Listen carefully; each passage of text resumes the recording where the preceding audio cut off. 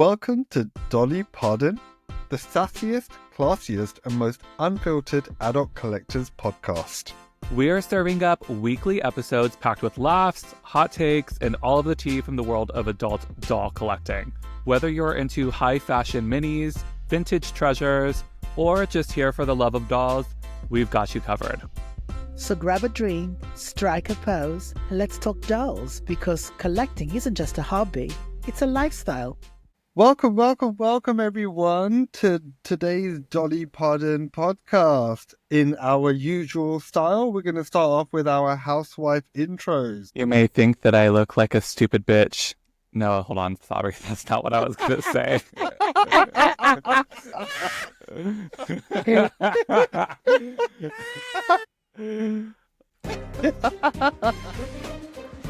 Don't underestimate me. I may be a dumb bitch, but I'm not fucking stupid.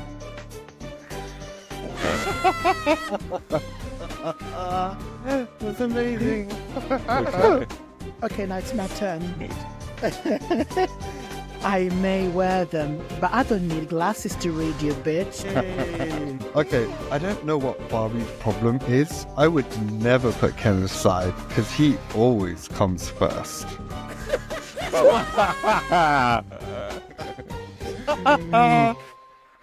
gosh. I know, I feel like a lot of mine are quite sordid. I don't know about you guys, but they always kind of really sexual. And I feel What like is sordy?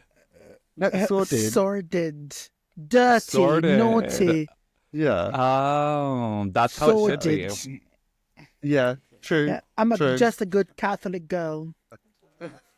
So today we're gonna introduce you all to a new segment, a new piece of our podcast. We're gonna call it very originally the Dolly Pardon Review. Today we're gonna be talking about the Barbie Styled by Design by Bill Greening. That was a mouthful, but I made it. You and Raj love a mouthful. No! I hate this image of me going global about me and my mouthfuls. Can we not, please? All right. Let's take a look at the Bill Greening doll. She is a stunner. I personally am obsessed. Let's look at the screening first. Yeah. I think that her makeup is incredible. I think that the blue eyeliner is so vivid and bright and 60s and so pretty. What do you guys think? It's giving me turquoise fantasy. I don't know if I could say teal, but it's just giving me that kind of like super bright blue, and it's beautiful. Her face is a Steffi sculpt. We haven't seen many Steffi sculpts except for the rare Midge. Was that the chase? That we saw with the Barbie Deluxe. Yeah, she's the chase. Yeah.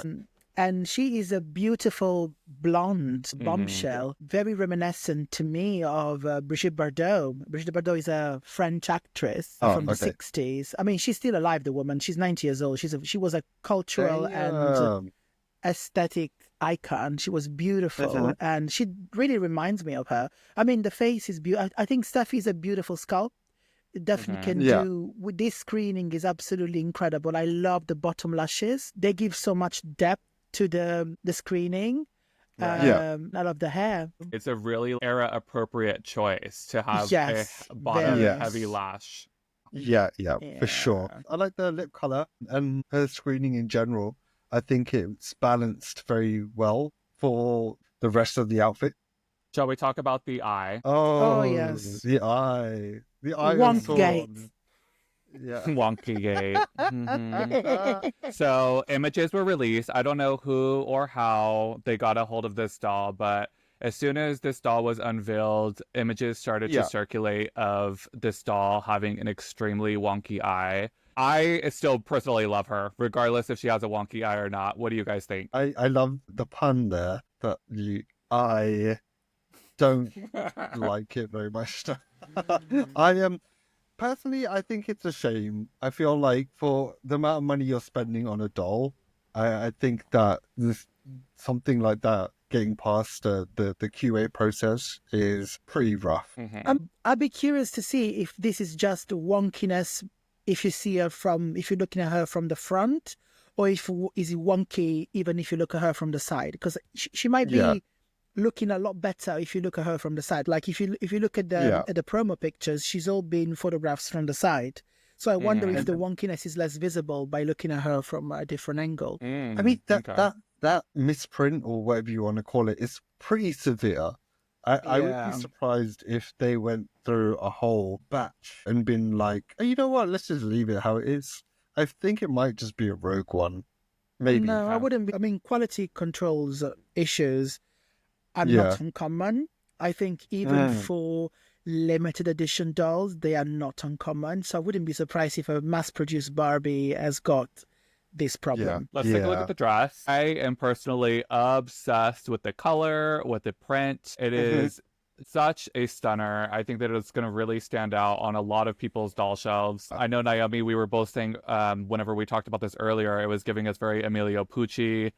It is so much high fashion 60s. I'm very, very obsessed with the color and print. That's a high fashion, Italy, beautiful Emilio Pucci walking down the roads of Milano in this beautiful print in 1961. Just absolutely gorgeous. I love the contrast between the fabric of the dress and the texture of the coat. The coat is very, very loud, but it's very loud in contrast with a very loud outfit. So the outfit is very simple cut, but very loud print. The coat is literally screaming Barbie. It's pink, it's fur, is oversized. We all know how we feel about oversized stuff. So it's all it's great. I mean, I love the boots. I want those boots for myself. I mean, I love the concept. However, I feel like she kind of looks like a bad Trixie Mattel. I'm not a fan of this style. Shade. That is Raj. That is so shade. Trixie Mattel is inspired by this type of Barbie. I know. The woman is literally called a Trixie Mattel. Mattel. No, I know. Hear me out. Hear me out. I know exactly what you mean, and I don't know. There's something that's missing from the outfit, or it just seems imbalanced. I feel like without the coat, it would have been better. The psychedelic pattern would have stuck out more. I like the boots, but again, it's still part of the outfit. Hey, Raj, good taste is not for everybody. Yeah. And I've eaten the food you've made, so I definitely know that. But I will agree with you, Raj, that the coat, it doesn't exactly have to be on. And if you were to take the doll out of the box and display her, I would not put the doll fully on the doll, because you're just covering the print and you're covering the outfit, and that just is defeating the whole point of the doll, in my opinion. Yeah, 100%. I think she's bellissima. What about her accessories? Not very bellissimi, not at all. The earrings are just way too low to the neck. Yeah. Hoops, I love a hoop. The bigger the hoop, the bigger the hoop. But it needs to be it needs to be closer to the earlobe.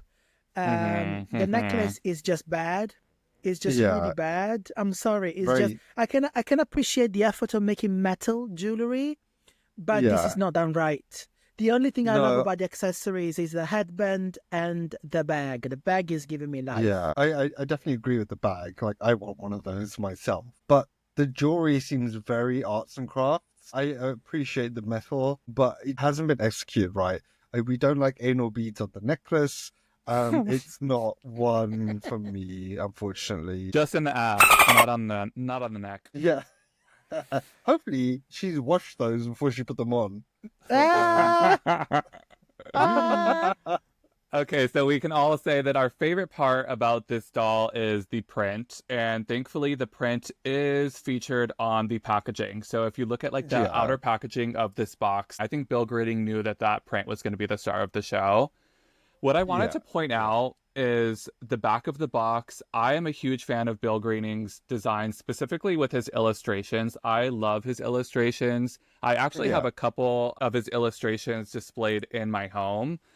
Wow. And nice. Yeah, and I was a little bit disappointed by this because it's not hand drawn. It looks digitally made It and is like digital, computer yeah. made. What do you guys think? I mean, you I can haven't definitely. seen any of his previous stuff, so it's really difficult to say. I mean, it's quintessentially Barbie. I mean, without the obvious Barbie logo, I would immediately think Barbie. What about you, Naomi? I actually really like her. I mean, I can tell it's digital, it's not handmade, like hand drawn. But I do like her, and I can see the concept, especially when it comes to the jewelry.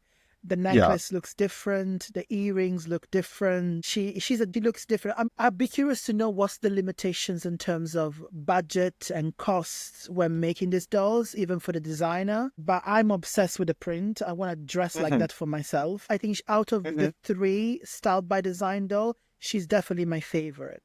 Really? Because I think the second one was my favorite. The one that was based around the Filipino culture. She's very Ganda, but she's not Ganda enough to give me what I need. What does Ganda mean? Ganda means beautiful. For all my Filipino followers here, Maganda Matalino Babae ako. Yes. I don't know what Naomi said, but yes. I can't help it. I'm multicultural. So whenever you display her in the box, you will see, if you take off the outer sleeve, she is kind of displayed exactly how she is photographed, with that coat hanging off the shoulder, which I think is really smart. You have this like bright green wall with bill greening across the back of it. So I think that this is a doll that's going to look better in the box than if you were to take her out and try to photograph her. She's staying in the box. She's not coming out of the box. I mean, look how beautiful the contrast with the lime green in the back with the doll in the front. It just done so well. So well. I agree. I will say, the more I look at her, the more I'm like, oh yeah, actually she would be nice. And there's plenty of her still out there because she hasn't sold out just yet. So are you guys going to be buying her? I am. I did.